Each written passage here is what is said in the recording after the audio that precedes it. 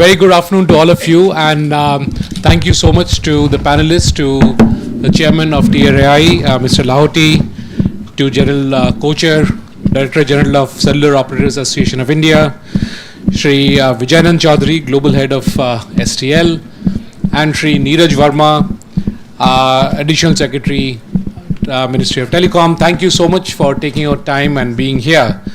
Without much ado, I'll start with the first question to the chair of this panel, Shri Lahoti. Telecom Networks is a lifeline of Bharat. Therefore, protecting the networks is critical from a national security perspective. Protecting the network has two key dimensions: protecting the network from cyber security attacks and ensuring the uptime of the network, and B, ensuring the financial stability of the industry, because those are both critical aspects of protecting the network. Could you please give us an overview of government initiatives for strengthening the telecom sector in India, especially in view of bringing connectivity to Antodaya? And that's what we have been focusing on, and the government has been also focusing on, while ensuring a technically and financially robust Atmanirbhar telecom infrastructure. Maybe you can use this. Thank you, Mr. Bhattacharya. First of all, today is World Telecommunication and Information Society Day, and I convey my congratulations to everybody on this day. And as we know, in today's day, we cannot imagine of life and progress without the digital communication. It is, as you rightly said, the lifeline for the development and the in fact, if we see the United Nations Sustainable Development Goals, each and every aspect is now linked to or somehow dependent on the digital connectivity, which India has also demonstrated in terms of its digital public infrastructure. So, having talked about it, so if I go back a little back, a few years back, we will recall that some years back our entire telecoms sector or industry was, completely plagued with or struggling with legal and financial crisis, I may say so. And so the 2021 reforms which the government brought about have been a very big, they have infused life into the entire sector. And today where we stand, you see today we have almost 120 crores of telephone subscribers, majority of which is wireless subscribers, overwhelming majority of which is wireless subscribers. And we have more than 90 crores of data subscribers in this country.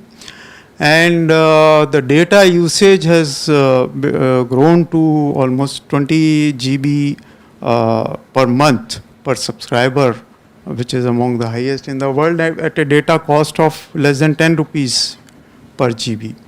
And even if we see in terms of the voice calls, the usage is now almost of the order of 950 minutes per month per subscriber. So that shows how we have progressed and where we have reached with whatever steps have been taken by the government. So I will just like to recall what has been done and what is in the pipeline. So if you go back to the 2021 reforms, it covered, a 4 years moratorium on the spectrum charges and the AGR dues that would be arising. So that was one step which government took for infusing liquidity into the sector. Another step was the settlement of the interest accrual on the AGR by way of government equity. Then the government also removed the spectrum usage charges in future auctions. to encourage spectrum sharing, the spectrum usage sharing charges were removed. The interest rates on the dues and penalties were reduced. The bank guarantees requirements were reduced. The AGR itself was rationalized. 100% FDI was permitted through the automatic route. So all these steps have had a salutary effect on the entire telecom sector, and that's how now we have today almost 4 telecom players broadly in the country, of which at least 2 are providing 4G and 5G services throughout the country, and have also rolled out 5G in almost all the licensed service areas. The other 2, that is BSNL and Vodafone, which had the constraints of infrastructure and financial support, have also started showing positive positive turn, which is another very good sign. The government has given a support of almost 3.2 lakh crore in 3 tranches to BSNL to revive BSNL. The importance of revival of BSNL was realized by the government, that because of its being a telecom being realized as a strategic sector for the entire economy and governance as such, it was the government decided that it's important to have a PSU player in this sector, and I think we will soon start seeing the positive results of that. Vodafone also, which was a company, in a quite a good crisis. Now we have recently seen that they called for a public, equity raising, and have been through that FPO subscribed 18,000 crore. People have shown confidence in the company. And the company is now saying that they are on the path of recovery. So which is again a good sign for a country like India. Having 4 healthy players is a good competition from the point of view of consumer and from the point of view of health of the industry. So that is another good thing we can say is happening. Another thing which government has taken is a very major reform, is the Telecom Act of 2023 itself, which has brought about a paradigm shift in the way the law was there for governing this strategic sector. This act is replacing the British era acts, the pre-independence acts of the Telegraph Act and the Wireless Telegraphy Acts. Now, the act itself, the way it is worded, is a big signal to how it wants to enable the industry. So the term license itself has been replaced with authorization. So that itself, so from the, a move from the olden era of licensing and control, it is now moving towards enabling and authorizing the industry to provide the services, which is a very, very important, even if symbolic change. Of course, the implementation itself will show how it is going to bring about a change in the industry.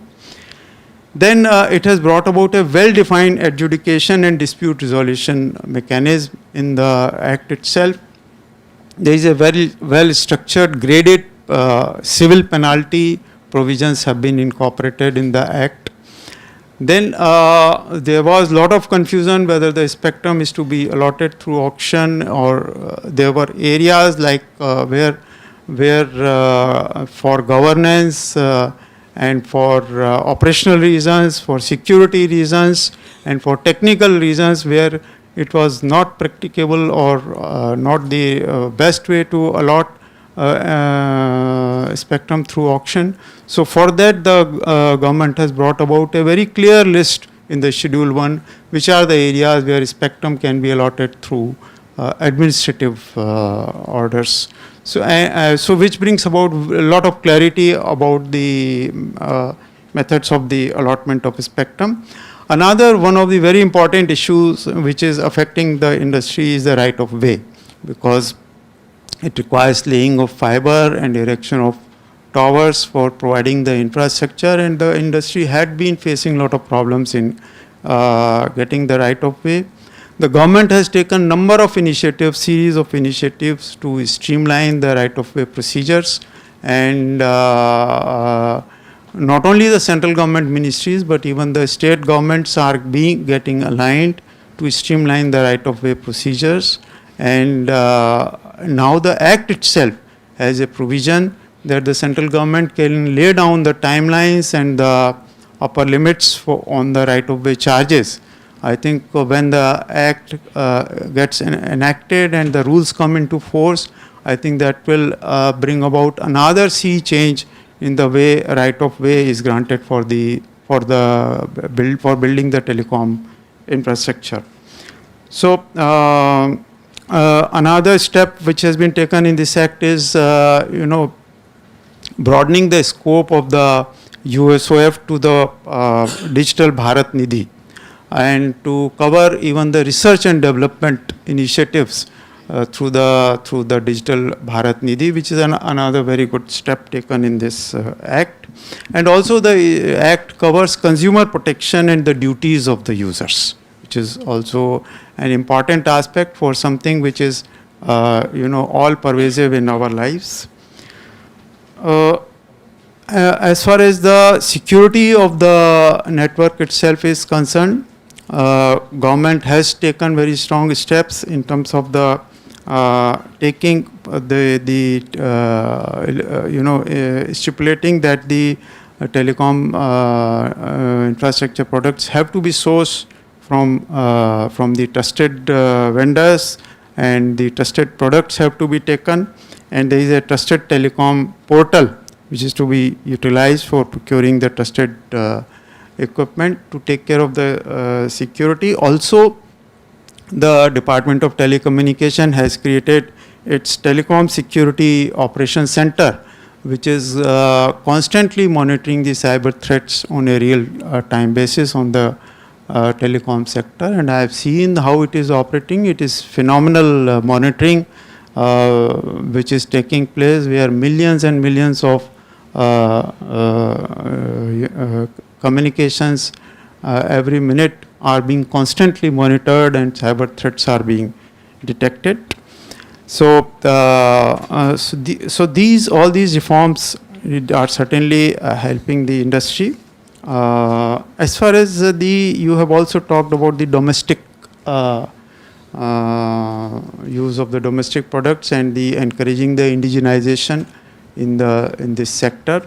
So the government has brought about the PLI scheme. The effect of the scheme has been that while we had value addition of only about 6 to 8% in the production of the telecom components, it has now grown to already to 18 to 20%.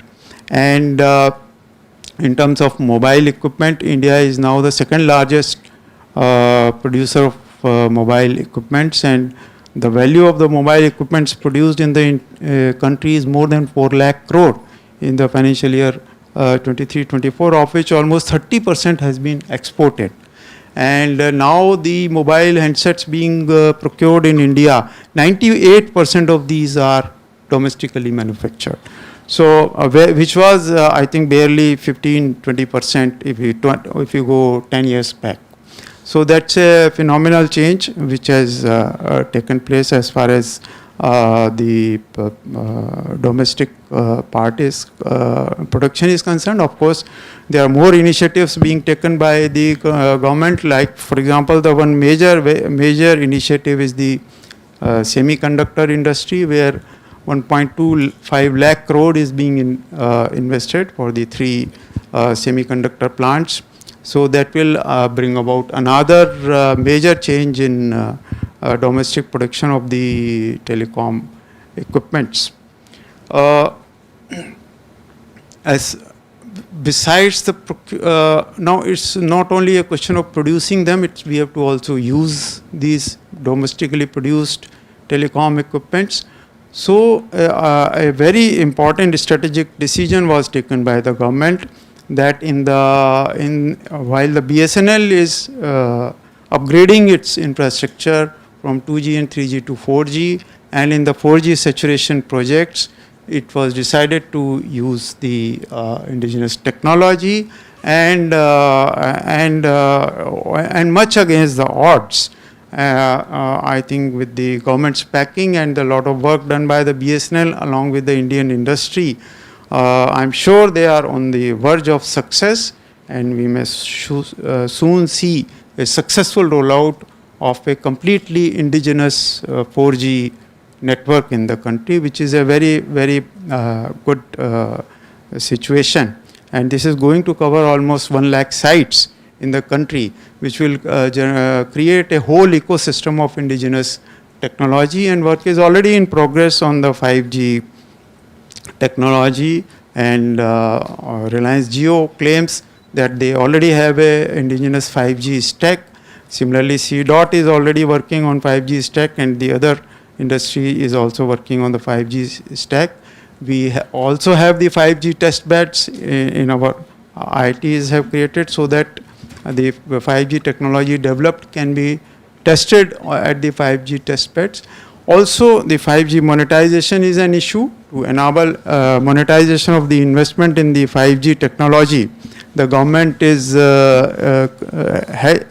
sponsoring or providing funds to 100 educational institutions to create 100 test labs, where the entrepreneurs or the academicians or the industry who develop certain use cases can come and test those products in those test labs. Another recent initiatives which government has taken is about the regulatory sandbox, on which TRAI has given its recommendations recently to enable testing of new products which any entrepreneur in India would have prepared to be got tested in a live environment, so that when the product goes online, it is already tested and proven. So this is another step which is going to help. As far as the internet is concerned, the BharatNet project is being implemented. We today have 40 million wireline subscribers of data, compared to over 300 million households and the additional number of enterprises. This is one area where I think there is a lot of scope where work is to be done, and BharatNet project is one major initiative of the government in this regard. And the BharatNet phase 3, which is going to cover almost 2.65 lakh gram panchayat, is going to provide ring network for the OFC for taking the broadband to the villages. So that is one major initiative being taken to enable the remotest part to have access to data. And of course, with the 5G coming in and the fixed wireless access, of which already Jio has rolled out their product and started implementing it, and we understand that even Airtel is going to soon start marketing this product. So fixed wireless access will be another very good initiative as far as India is concerned, to provide access to broadband, particularly to help solve the problems of the last mile connectivity, where laying fiber could be a challenge. So these are some of the points which I think to start with. Thank you.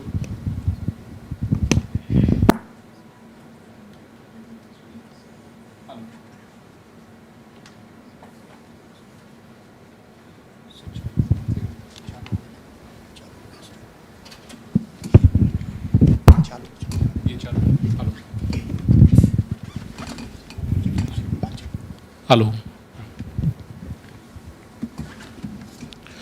No, thank you, sir. That was an excellent bird's eye view of the tremendous amount of efforts being put in by the government to ensure that we have a robust lifeline. Just for the audience to understand that, if it do not have, I don't need to say that if you do not have telecom network, what the impact will be. But we are right now on a duopoly. Therefore, the importance of reviving Vodafone and BSNL is so critical, because if one of the companies goes down, God forbidding, then we are in trouble. And therefore, those backups are extremely important. And also the fact that our 4G networks are now completely indigenous. And therefore, if there is any geopolitical issue or global conflict, we can build our own networks and sustain it. I think every single point that the chairman mentioned is very, very critical for our network and for our telecom networks. And I think it's very reassuring to hear all the steps that your office is taking and under your leadership and what the government is doing. So thank you so much. Moving to Shri Niraj Verma, who's the administrator of USOF, Additional Secretary, DOT. For those who may not be knowing, USOF is the custodian of all the money that goes from the cess that goes from the telecom networks for the Universal Service Obligation Fund. So when the telecom networks move from the government-owned networks to private sector, the question was raised as to who will fund rollout of telecom networks in areas which are not economically viable, which is why this fund was created. Very significant efforts had been taken to use the funds from this fund and to roll out significant infrastructure. And humongous telecom network rollouts are happening in the form of 4G saturation, fiberization of towers, BharatNet 3, which is one of the world's largest telecom project happening as we speak. So, Niraj, how do we ensure that all these rollouts are truly Atmanirbhar and that PPP MII is strengthened to include domestic content at a product level rather than a project level? And also in the background, there are accusations that we are moving towards protectionism as if it's a bad word. But we see America using the Build America, Buy America Act to do exactly the same without anybody raising any questions. So your views on all these matters, Niraj? Thank you, Mr. Jaijit. The last part I'll tell you first. We have started looking at Buy America, Build America Act. And we are also looking at various other steps taken by other countries for indigenous technology. For a context, I would say that in USOF, we are implementing projects worth 2.5 lakh crore. And this include 4G saturation, which is around 30,000 crore. Chairman sir has already indicated it's completely indigenous. It is a collaborative effort of C-DEP, Tejas and TCS. So the whole 4G stack has been now up and it's doing well. As on today, almost 1 million subscribers are latched to the core. We are confident that 5G also from 4G we can transform to 5G, indigenous 5G. Again, to give a context, there are 5 companies who have come out with the 4G. 2 is of course in China, Samsung, then Ericsson and Nokia. So we are very proud of that, and we feel that not only it is indigenous, but we will be able to export this 4G technology. This is a technology part, and of course the other part like having towers and the other equipments, power equipments and all, it's all completely indigenous. So I would say that 4G saturation as well as 4G rollout by BSNL is completely indigenous. Coming to amended BharatNet, it is a very ambitious project of 1.5 lakh crore. We propose to have a network which is in a ring network in all the 2.4 lakh GPs, and in addition we want to cover all the GPs on demand, which is also a challenge that whenever any village there are more than 5 subscribers, we'll have to provide FTTH, fiber to the home. This while we are doing this is the 3rd time we had BharatNet 1 and 2, and there are issues with that. We want a fail-safe network, and a network which actually works. Sir was telling that our data consumption has gone up. In pilot project of BSNL in rural India, the data consumption is almost touching 200 GB per subscriber per month. So the appetite is huge. We can't ignore that. So we want a tender process which is a very competitive. We want the best of the best. And while we are doing that, we also want that it is, we have, like, unlike Baba, we have this DPIIT, which you have referred, which says that if it is, this, if the technology is such that more than 50% should be a local content, then it has to be, that stipulation has to be met. Now the issue is that while we have made it compliant of DPIIT guidelines, it is not a product specific. We have a whole project. So when we talk about particular tender, in a particular area, let's say in UP, if we say that 50% has to be local, you have optical fiber laying, you have manual work and all that, that itself will constitute to 50%. So we were aware of that, and we had a very extensive, this is again a unique thing we did before we uploaded the tender. We had industry consultations, we had stakeholders. For 1 month we did an industry consultation, and we got a lot of inputs, more than 5,000. We looked into that, and we also wanted the local entrepreneurs, almost like the startups or MSMEs to participate.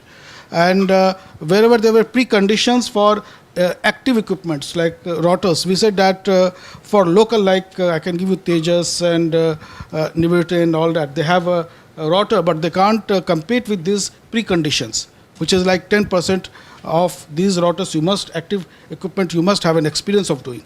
So we said that, okay, fine, you can also participate. And only condition is that first 150 days would be considered as a trial period. And if you are successful in that, BSNL will have its own certification process, then we are going to use it further. So to that extent, we have taken care of the equipments. I think that sounds extremely good.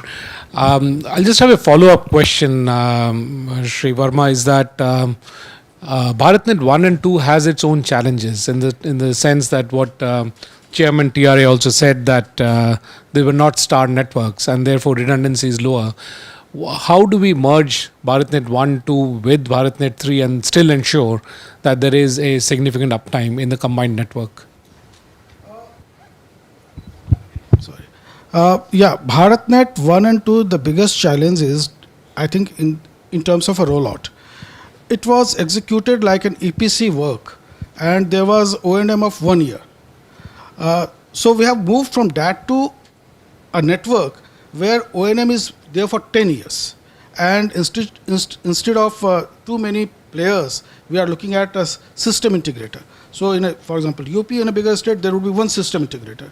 And so he will have to prepare, he will have to draw this line, which is a ring type of thing.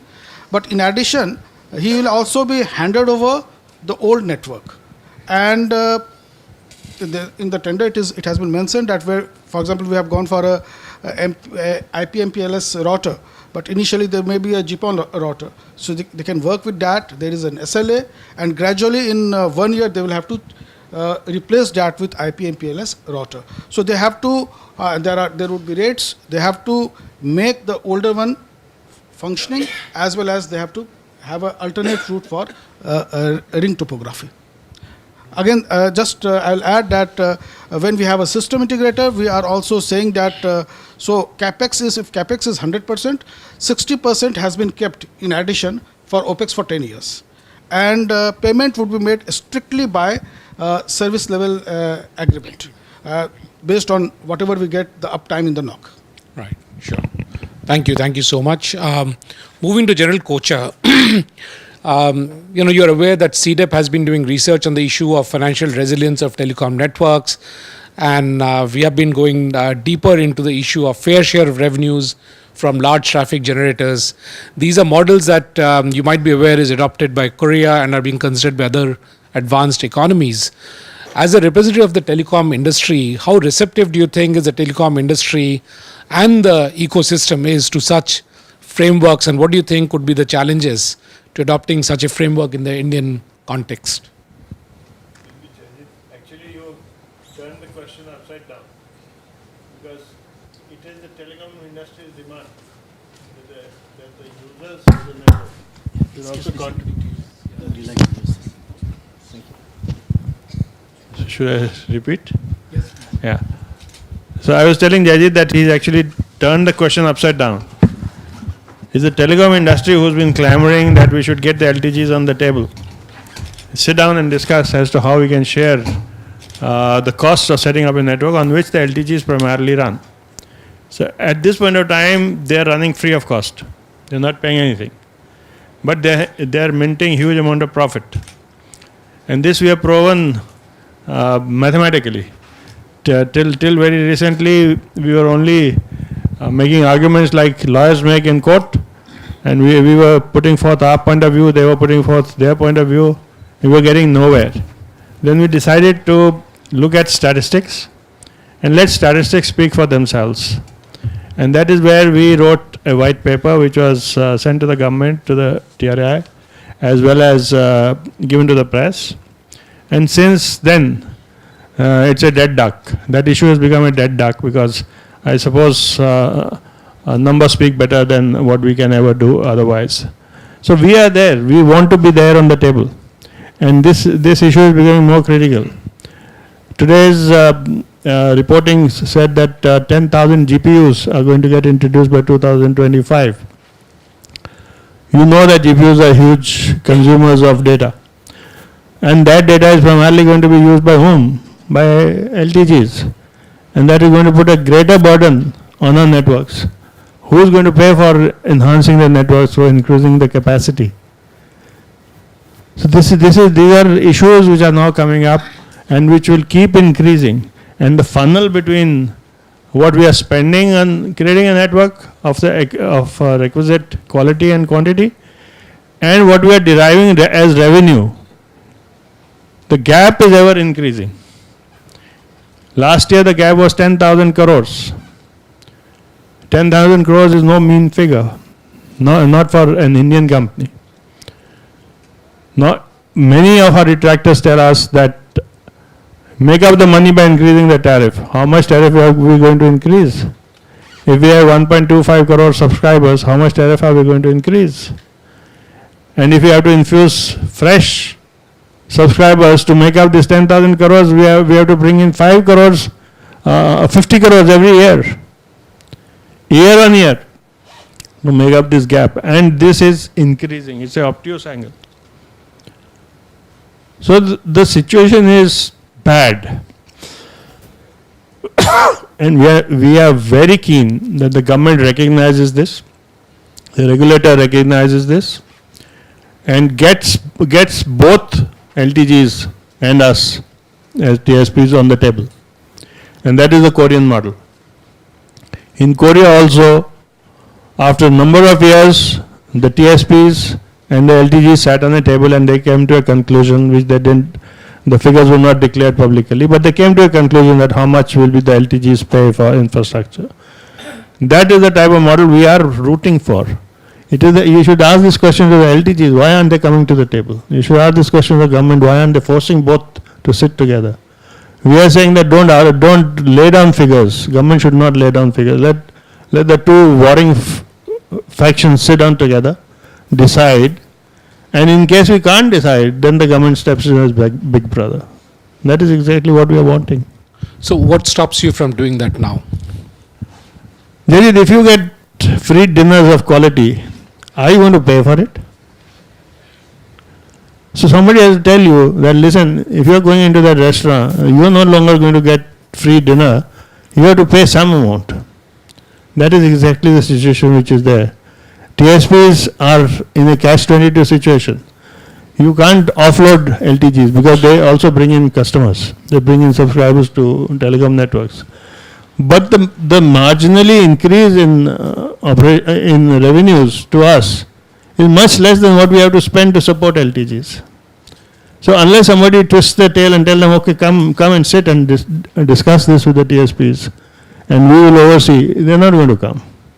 So The way I understand is that if I am paying, let's say, 250 rupees a month to get a telecom subscription, in order to pay for, and I'm not using any of the other services, the GPU data and everything else that you're talking about, but to sustain the network, I have to now pay 300 or 350 rupees without getting the benefits of it, just because more data is being pumped in. Is that the correct understanding?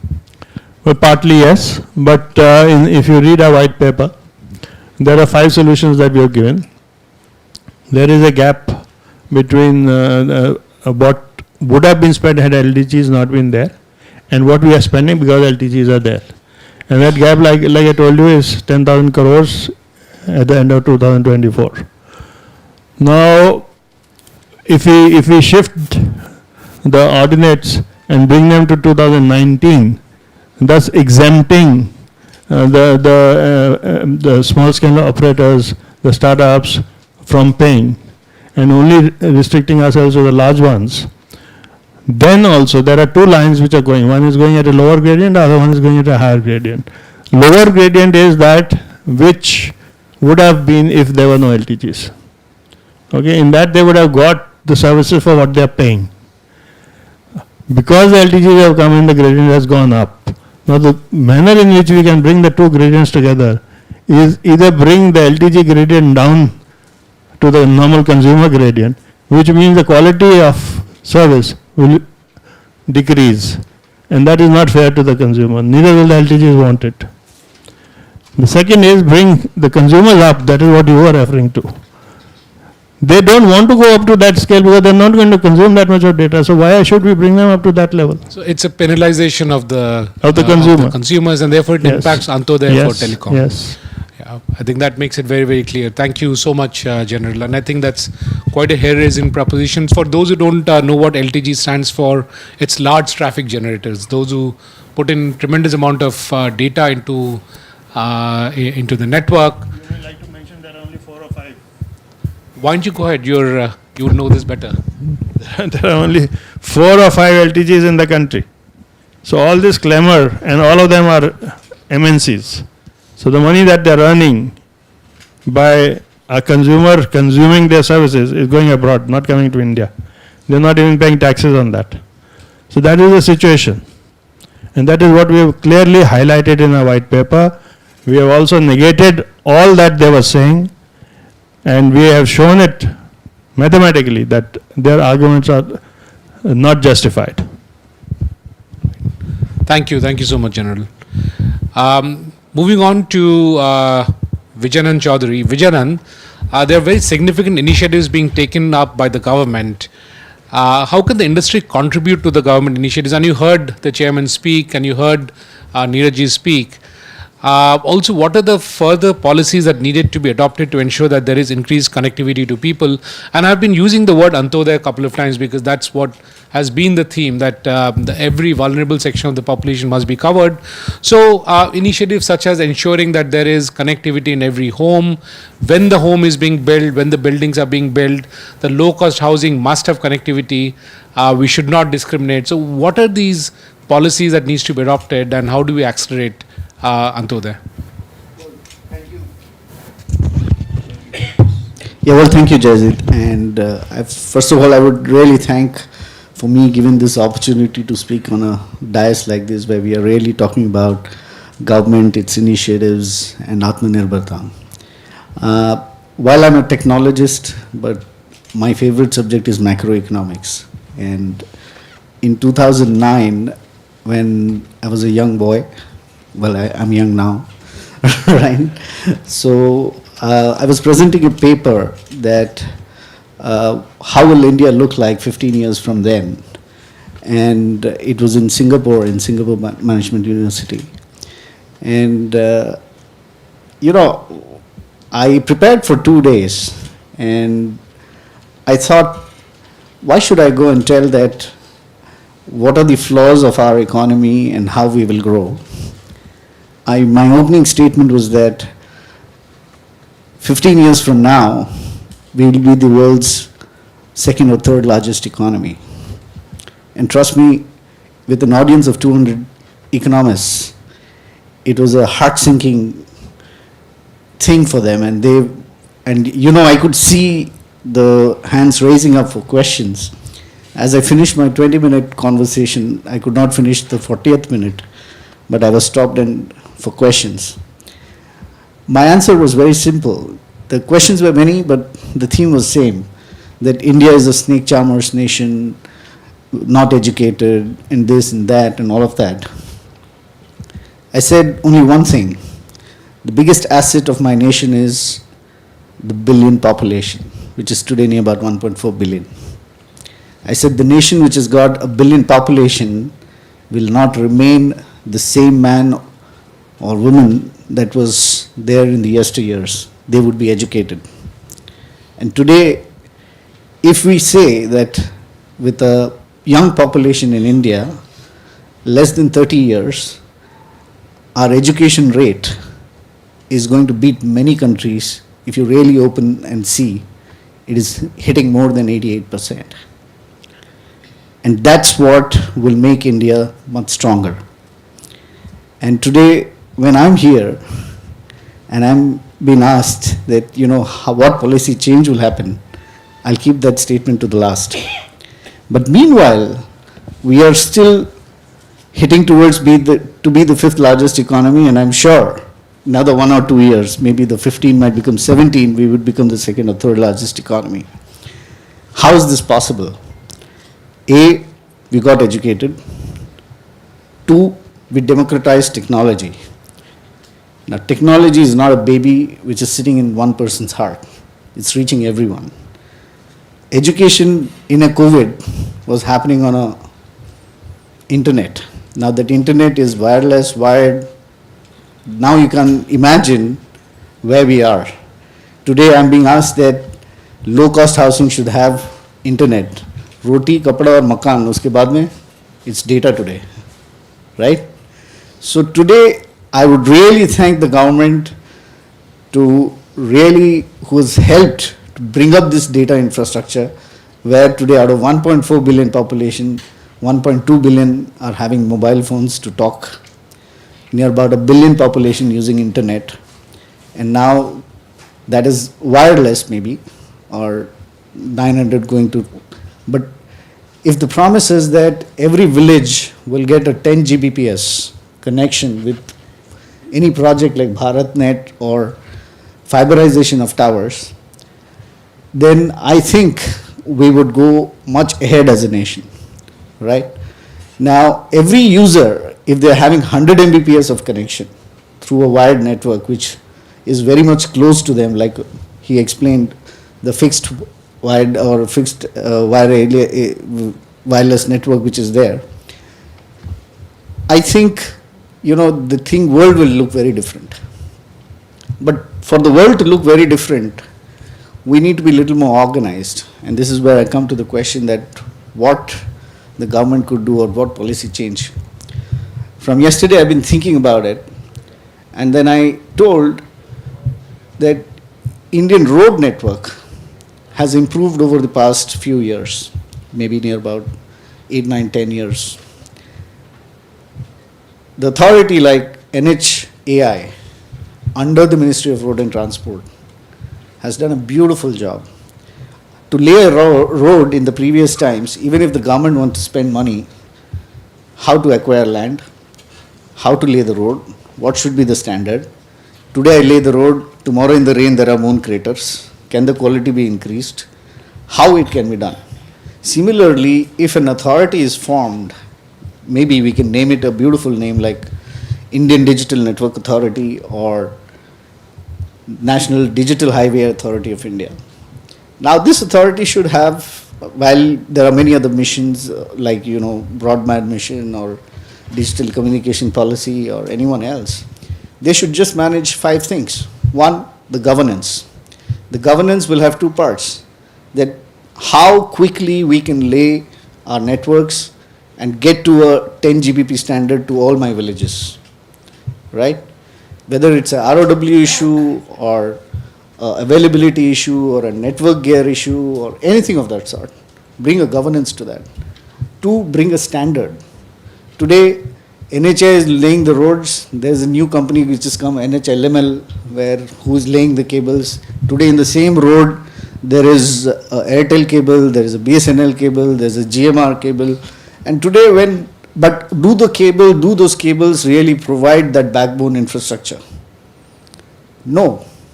Rather we are telling here that Airtel, Jio and all of that. But there is so much of cables below the ground, I can tell you, that it can really light up many things. But point is, most of them is dark. They are not lit up. Today, even in BharatNet, when we go and put all those things, the lit up of that 48 fiber is very important. Rather, government can even take an initiative to say, no, 48, put 96. But imagine if 96 fiber is lit up, world is going to be very different. India is going to be very different. Right? But that is not happening. Why? Because there is no standard. So there should be a standard where we say that, okay, this is what we will do. The depth should be so much. The way to reach the home should be in a particular standard, like a typical gas pipeline or anything else. So that governance and standards would be one basket under that particular authority. The second one could be implementation and planning and implementation, where you plan all of this, because government is a body which would be unbiased planning, right? It would say, I will not say that I would provide a high connectivity to a AWS center or a city, but it will still go to the village, right? So that implementation and planning would be under that agency.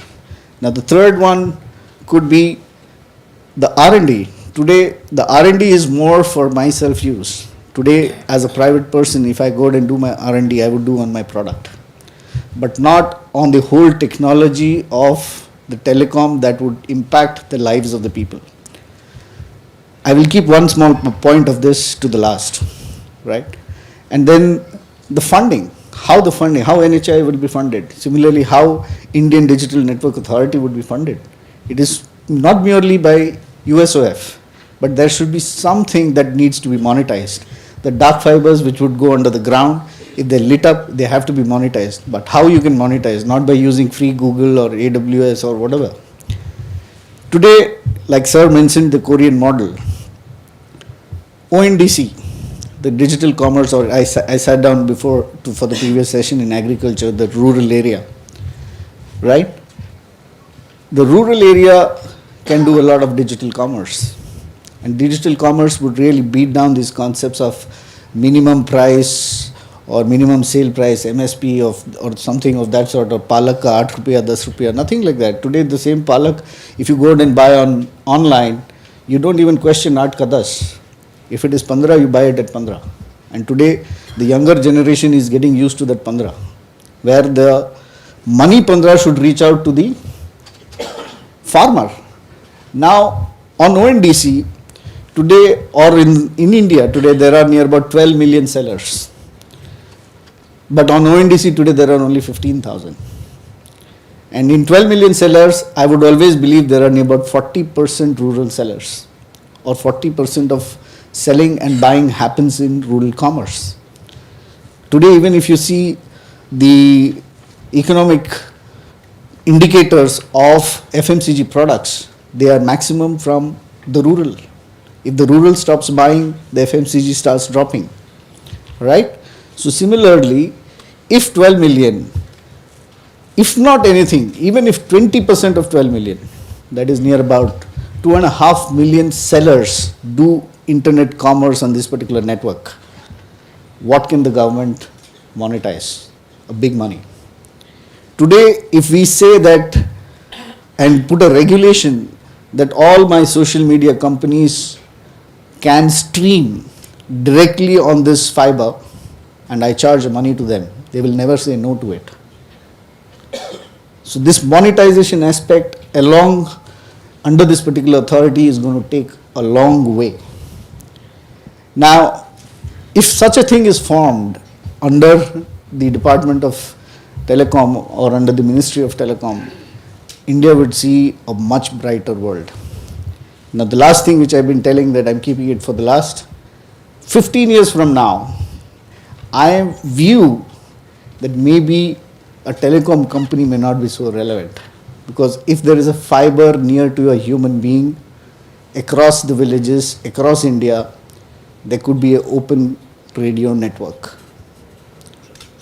And you know, you may not need a telecom tower, you will have open radio. And in open radio, if ORAN goes successful and it is regulated, which I would believe it would be, we are done. Everyone has internet immaterial of a telecom company, a LTG, or whoever is the service provider, TSP, ISP, all that things. And government is going to be the winner in this, because government is laying this big network. And if this big network starts to get upgraded the way the roads are getting upgraded, if this network starts getting upgraded over the next 10 years, maybe I can say in the 15th year, the ORAN is going to be a big thing. So with that, I rest my case here. Thank you so much. Thank you, Vijaynand. That's quite a visionary statement. I hope that works, but do keep in mind that the government will lose out in terms of the revenue on spectrum that they will end up losing. Trust me, the revenue, sorry, I'm interjecting, the revenue on spectrum, what is it? It is a charge or a license fee. Sorry, I used the word license. It's a license fee that a telecom provider pays to buy it. Then how does it monetize on it? It uses that spectrum to provide network to all users as such.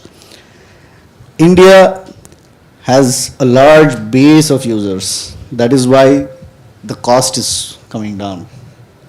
Imagine if I have to buy the spectrum with the same license fee and I do not have a 1.4 billion population, I have only a 100 million population. The rate would be very high. But the dark fiber which is under the ground, which belongs to the government, if a seller is selling something and you charge 0.2 paisa per transaction, imagine the monetization. The social media which everyone wants to see, and you know why I talk about social media, okay? We all see these beautiful reels and videos and all of that. If I tell you a number, you will get startled. 80% of the reels come from rural. And imagine if I charge Facebook for each reel loaded, you please pay me so much. And I charge him, pay me 0.15 paisa. I'm not talking rupees, I'm talking 0.15 paisa. So you're pretty much saying what the general is saying is that the large traffic generators should start paying either to the government or to the telecom operators. I think that's a good point taken. Moving forward in the interest of time, coming back to you, Chairman, what is the vision of TRAI for strengthening the Indian telecom industry, and then what are the new developments happening that might change the nature or disrupt the Indian telecom industry completely? See, TRAI has been constantly acting to enable and facilitate the growth of the telecom industry and the digital communication infrastructure ever since it was formed by the government. So I would just like to recall some of the recent recommendations of TRAI, and which are going to have a significant impact on the telecom infrastructure and the entire digital communication as such.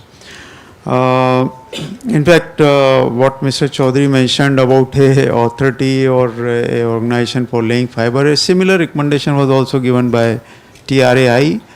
There are, I think, more dimensions to it while we are taking a decision on that, and perhaps that can be debated by the government and a call can be taken on that. So, but that's a subject in itself, so I will not digress to it. So, one of the recommendations I mentioned about the right of way problem. So, one of the recommendations which TRAI gave was for creation of a national portal so that the TSPs don't have to run from pillar to post, and they can just approach that national portal and apply for their right of way permission. So this has been created under the Gati Shakti framework as Gati Shakti Sanchar portal, and already more than 20 states have been onboarded, and besides the central government agencies, and now where the TSP needing right of way can apply and can get the permission. And the data suggests that the average time which used to take about 6 months to get a right of way permission has come down to around 2 weeks. That has been the impact of this creation of this portal.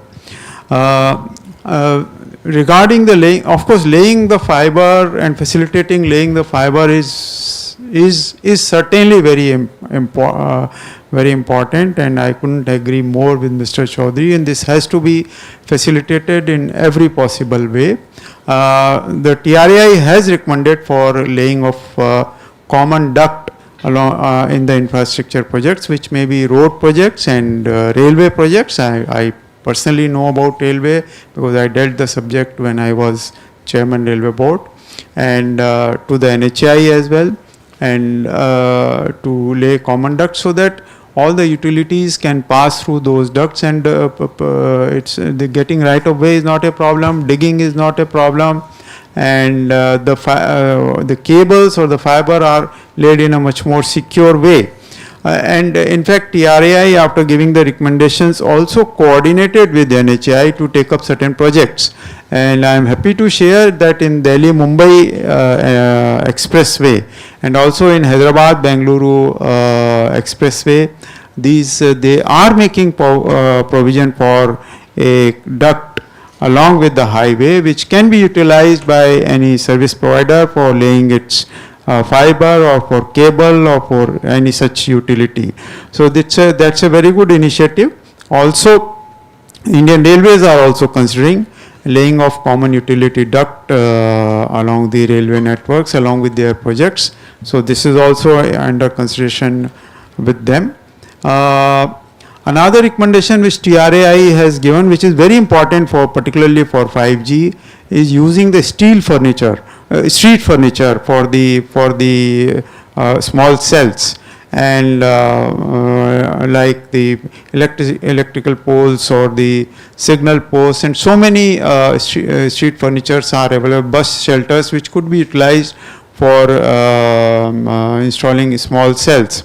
And TRAI also coordinated for taking up certain pilot projects in different scenarios which were quite successful.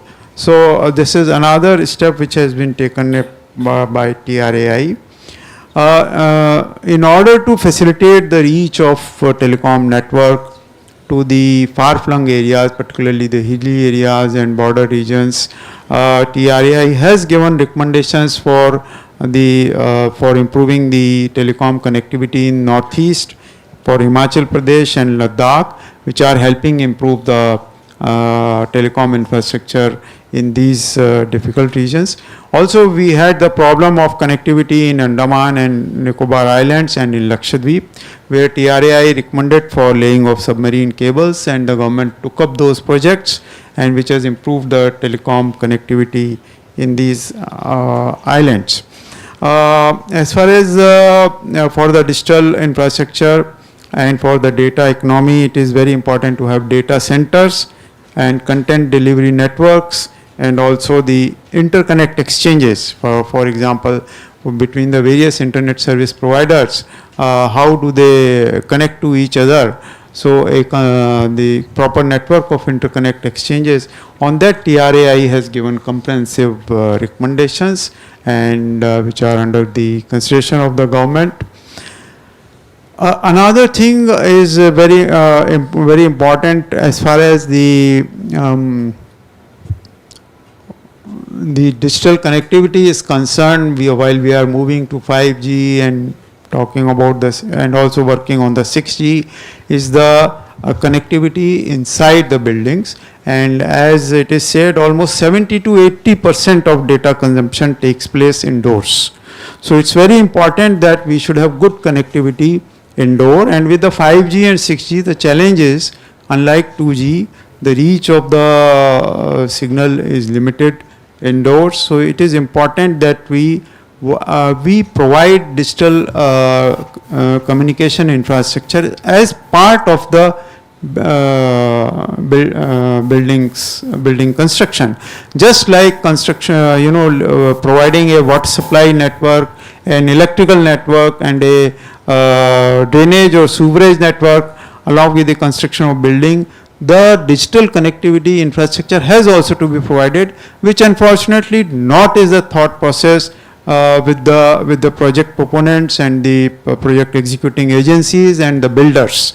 And quite often giving telecom rights is seen as a source of revenue instead of an obligation to provide a essential infrastructure to the user.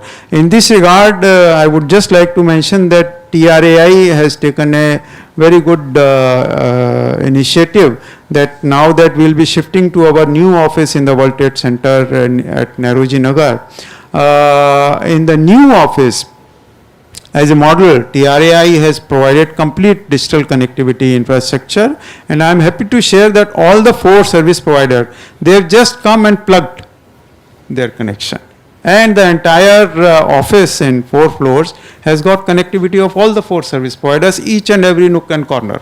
So that is what is required everywhere, and this we will have to work upon, otherwise every user will be frustrated due to poor connectivity, poor particularly wireless connectivity inside the buildings. So that is another thing. Another very recent recommendations, very important, which I think the TRAI has given, is for infrastructure sharing and sharing of the spectrum and leasing of spectrum. We have proposed a complete framework. So far only the sharing of passive infrastructure was permitted, and in active infrastructure only few components, listed components were permitted to be shared. So now TRAI is recommended for sharing of even all the active components of the infrastructure, including the core, with certain stipulations. So this can certainly help the telecom companies to optimize the costs, particularly in areas where in the remote areas where the usage is lesser, or in the it is going to be very significantly helpful.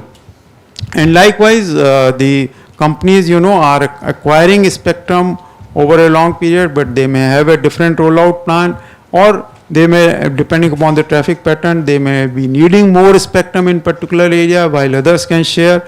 So we have enabled a complete framework for sharing of spectrum and leasing of spectrum, and also we have recommended how in remote areas where infrastructure is being provided through USOF funded projects, where only one telecom company is providing the infrastructure, how the services of other telecom service providers can be availed by the users and the consumers like you and me in that particular area, where only one company is coming under the USOF project. So very comprehensive recommendations have been given, and I think it will be a very good enabler. TRAI has also recently given, while we are talking of human communication all the way, what is now going to become important is machine-to-machine communication. So TRAI has given very comprehensive recommendations on eSIM and machine-to-machine communication, so that a complete ecosystem for eSIM is developed within the country, and we have complete KYC base within the country, which is currently residing outside completely. So that also recommendation has been given. I have mentioned about the regulatory sandbox, which I believe is going to be a big enabler for development of the indigenous technology. Another recommendation which TRAI has given is regarding the public protection and disaster relief dedicated network, which is under the consideration of the government. And if that comes up, then in case of any disaster or for public protection, it will be possible for the concerned agencies to have priority communication network. Thank you. No, thank you so much, sir. I think that's a very, very in-depth view on a very, very relevant set of initiatives being taken up. And I hope all other buildings also have the kind of infrastructure that TRAI has envisioned. It's very forward-looking, that people just come and plug and play, and then connectivity is there. That also helps us get rid of all these snaking wires going through the city, and just increases the the look and feel of the city. Moving to General Kochhar, and I'm conscious that we have completely run out of time, but I still want to quickly ask you a question: that does fair share of revenue from LTGs violate net neutrality? Because that's been a popular view that it's in violation of net neutrality. You want a short answer? No. Yes. It doesn't. And I know I'll amplify it. So in all the debates that we've been having with LTGs, not directly, but through media, the 4 points that they've been harping upon, and wrongly harping upon, are net neutrality, double charging, and unnecessary charging of startups, and unnecessary increase for the subscriber. Now, the white paper which I explained in the previous answer I gave to the question, white paper very clearly says that it is the infrastructure setting up which has to be shared. At no stage are we going up to the consumer. All of you sitting here are technical people. If you look at the OSI model, we are working on the layer 1. We are not going up to layer 4. From layer 1 upwards is a business plan which they have to make themselves. We can't dictate a business plan to them. We are only saying that for the layer 1 to be set up, please share the cost of the structure that you are going to build on that layer 1 and go up to layer 4. We have done our bit. We can't build for you. So if you continue supporting us, we will collapse. If you continue depending on us without paying us, we will collapse.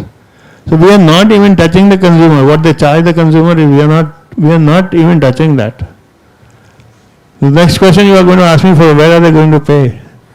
They get humongous amount of profits from advertisements, from subscriptions of the subscribers, from various other sources. So that is their business model as to how they are going to leverage that money. But they know for sure now, after that white paper, that the additional money that the TSPs are putting into the networks for their sake is not being compensated. So they have to compensate for that. Now, makes sense. I think that makes eminent sense. Thank you so much, General. Moving to Shri Niraj Verma, quick question. How is the government supporting new telecom technologies from which are getting created in India? What are the initiatives being taken by the ministry to support new technology creation? We have TTDF fund, which is a Telecom Technology Development Fund, and 5% of all the receipts of USOF is kept for TTDF. Just to give you a magnitude of that, it comes to around 500 crores. Now, any startup, MSME or company can participate in it, and it has to be in certain category of telecom. This is we select and then we support. It is again coming as a grant. So this is very unique in that sense. And it can be a good amount, even 10 crores, 20 crores, 30 crores can come out of that. This again, we are trying to further improve upon it. We are trying to see whether we can increase the amount to 1 lakh crore and 1,000 crore per month, per annum. There is another scheme there was for a very small startup. It was DCIS, Digital Communication Innovation Square. So that was meant for giving small amount, 4 crores, 5 crores. So that was under Government of India scheme that has been stopped. So we are going to subsume that also in TTDF. So this is broadly regarding the funding. But we are also aware of the ecosystem, what support the startups require. We are looking at the various concepts like we know that if the startup comes up with something, some product, it has to be sold. And the they can't compete with the other players who are already well settled. So they don't have a economy of scale. So how to compensate that? If the startup wants to patent that, where would they get the money? If the certification is required, how do they get? So we are looking at that, how we can reimburse, and the same thing, same TTDF fund. So it has 4-5 verticals in TTDF. We are working on that, and I would say that it is going to be exciting time for the startups and new technologies. We are also looking at our rollout where we can use the new technologies. So in USOF project, for pilot projects, we are using a new technology, and once we are convinced, then we are going for a larger order. And in the amended BharatNet, we have said that 10% of our order in amended BharatNet we have kept for the alternate technology, which could be the new technology. Thank you. So the students and professors and researchers who are sitting here, they can go online and they can apply for it. Yes. Right. Great. Thank you.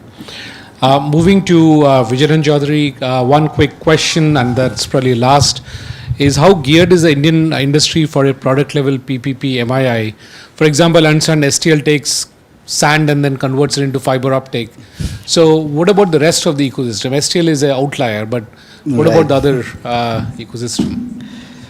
Okay, so I only can tell 2-3 things, that government really brings good initiatives like Make in India, Atmanirbhar, or like 4G saturation is all about Indian players and all of that. And similarly, few things of that sort is seen in BharatNet. So there are government initiatives which are really helping and promoting to make in India. But at the same time, my earnest request to all of us, now this is a request to all the private bodies or to the common citizens, that, whatever we make, it should be the best.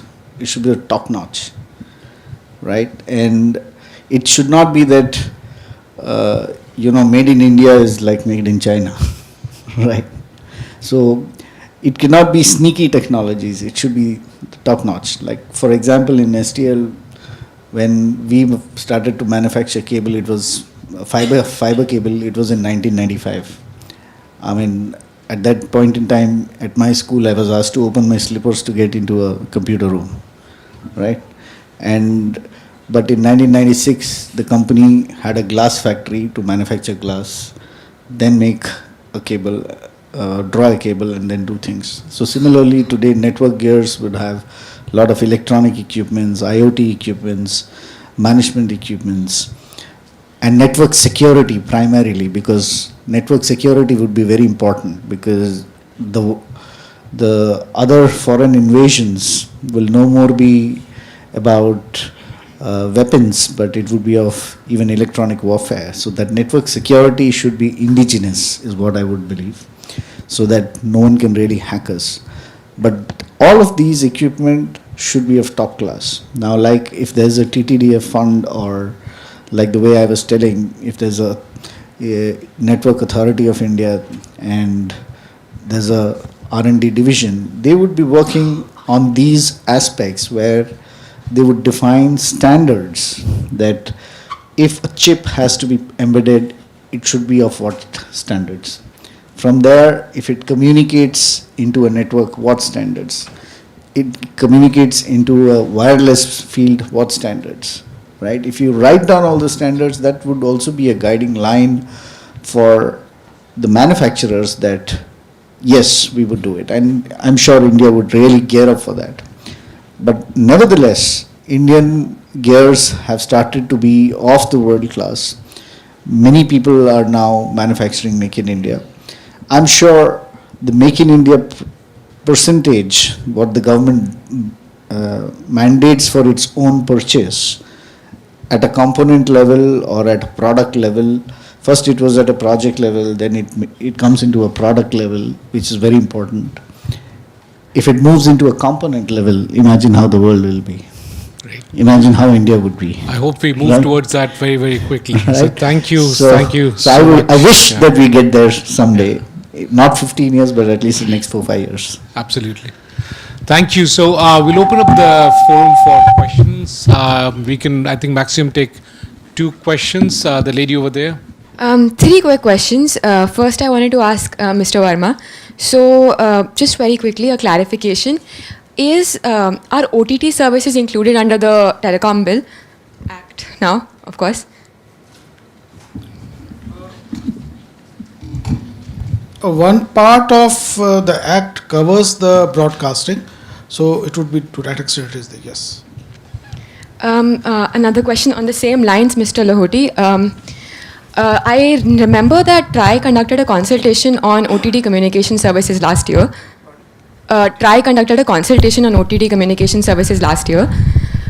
We've had open house discussions on a lot of different topics, but that specific topic hasn't been discussed in an open house discussion yet. Also, there have been no recommendations. So I was just wondering, is there a timeline for that? When would the recommendations come? Also, you could add your name and affiliation. Yeah, sorry about that. I'm Kamya Pandey. I'm a journalist with Medianama. Yes, I know that we have an ongoing consultation on OTT communication.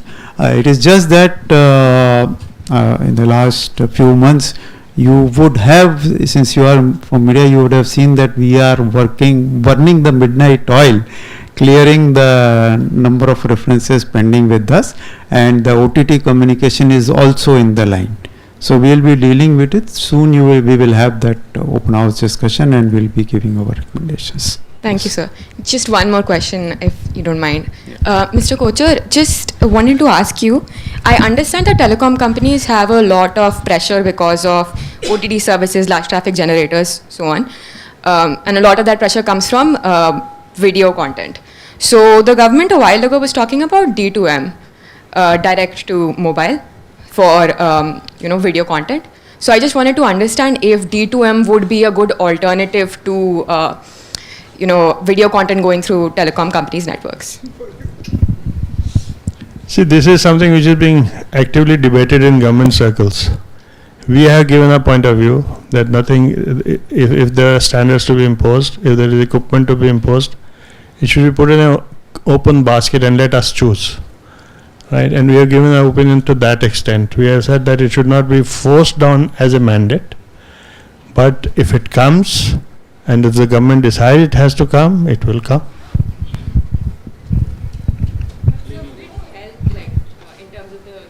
We can discuss over lunch also. We can continue the discussion. So just because you're out of time, the lady here. Hi, Kiran from Economic Times. Just want a clarification from the TRAI chairman on this OTT communication consultation paper. So, since the Telecommunication Act is already in place, right? So, are you sure the recommendations are going to come? Because we are being told that the paper is now in practice. No, it is not like that. There is the consultation was initiated after the recommendation of a parliamentary committee. So this consultation will be concluded, that and means we'll give our recommendation. And what you see, which act it becomes a part of, and which ministry or which regulator deals with it is a separate matter. We are dealing with OTT communication as a subject, and we'll be dealing with it. And what about the satellite communication? Because that was also a reference given to TRAI. Satellite communication reference which came to TRAI was for auction of the satellite communication, and as you are aware, since then the Telecommunication Act has come and it has listed the satellite communication for a host of purposes in the Schedule 1. So TRAI after that has referred it back to the government, because in the light of the Telecommunication Act 2023, what is that the government now wants to know from TRAI, particularly because the previous reference was for auction. So we will now further take up that action as and when we receive a revised reference from the government. Okay, one clarification from you, Mr. Verma. Just want to understand whether OTT communication players like WhatsApp, Signal, whatever, are they regulated or not as per the Telecom Act? I won't be able to tell you much about this because Act, although the act is there, but you see this license for OTT, other ministry, broadcasting ministry is also involved. So there would be in consultation of that, it would be decided.